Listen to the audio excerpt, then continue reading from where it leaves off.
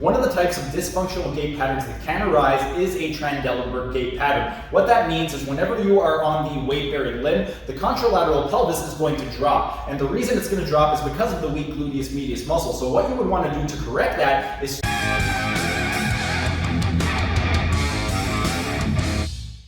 Hey everyone, Steven here from Team Euphoric, and this week's YouTube shorts are dedicated to the gluteus medius muscle. And the gluteus medius is a very important muscle when it comes to pelvic stabilization. The problem is that it's going to be very, very taut and weak in a lot of people. And when that happens, you can develop things like low back pain, hip pain, and knee pain. And you can also develop postural dysfunction and also gait dysfunction. One of the types of dysfunctional gait patterns that can arise is a Trendelenburg gait pattern. What that means is whenever you are on the weight-bearing limb, the contralateral pelvis is going to drop. And the reason it's going to drop is because of the weak gluteus medius muscle. So what you would want to do to correct that is strengthen the gluteus medius muscle.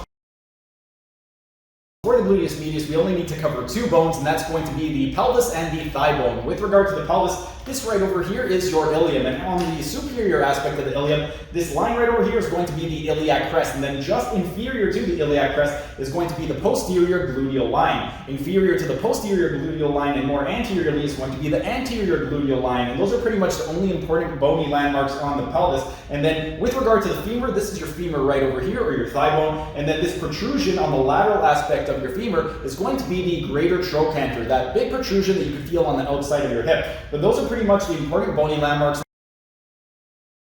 The gluteus medius attaches at the external ilium, just inferior to the iliac crest, between the posterior gluteal line and the anterior gluteal line, and then it inserts into the lateral aspect of the greater trochanter of the femur. And because it attaches from the pelvis to the femur, we know it's going to have actions in both the pelvis and the femur. At the pelvis, it's going to be responsible for ipsilateral depression, so depression of the same side, and then the posterior fibers, because they are behind the joint line, they are going to be responsible for retroversion of the pelvis, or posteriorly tilting the pelvis, and contralateral rotation, so rotation to the opposite side. And the anterior fibers, because they cross the joint line anteriorly, they are going to be responsible for anteversion of the pelvis, or anteriorly tilting the pelvis, and also ipsilateral rotation, so rotation to the same side. Then, at the hip, all of them are going to be responsible for abduction of the femur, and then the anterior fibers are going to be responsible for flexion and medial rotation, and then the posterior fibers are going to be responsible for extension and lateral rotation, and that's pretty much it in terms of the actions.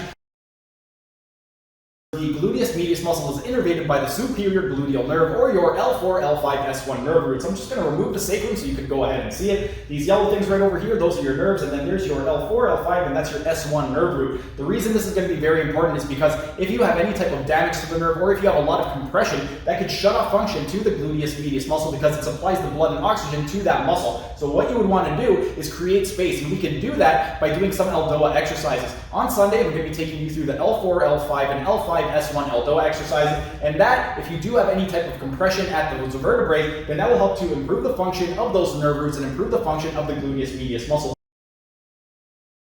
I'm going to be taking you through 3 different variations, each of which you want to be in a sideline position. You're just going to go ahead and take your bottom arm, rest your head on there. With your bottom leg, you want to flex your hip and knee, and then use your top arm to grab your shin and pull it close to maintain the retroversion of the pelvis. This first one's going to be for the anterior fibers. For the anterior fibers, we're going to go into hip extension. We want slight flexion of the knee to release some tension on the tensor fasciolati muscle, and then we want to go into pseudo-inversion of the ankle by going into dorsiflexion and inversion of the ankle. We're then going to go into abduction while maintaining the hip extension. Then, if we want to target the middle fibers, we're going to flex our hip to 45 degrees and go into abduction at 45 degrees. And then lastly, if we want to target the posterior fibers, we're going to flex our hip to 90 degrees and go into abduction at 90 degrees. But those are the 3 strengthening exercises for the superficial fibers of the gluteus medius muscle.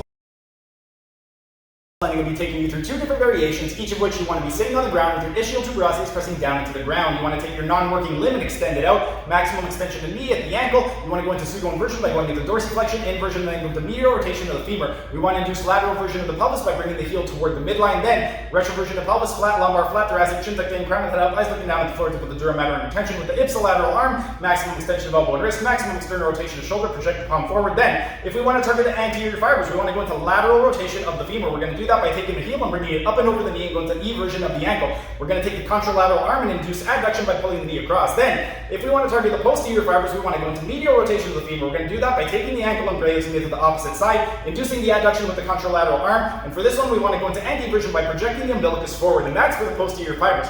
Those were the 2 myofascial stretching exercises for the gluteus medius muscle.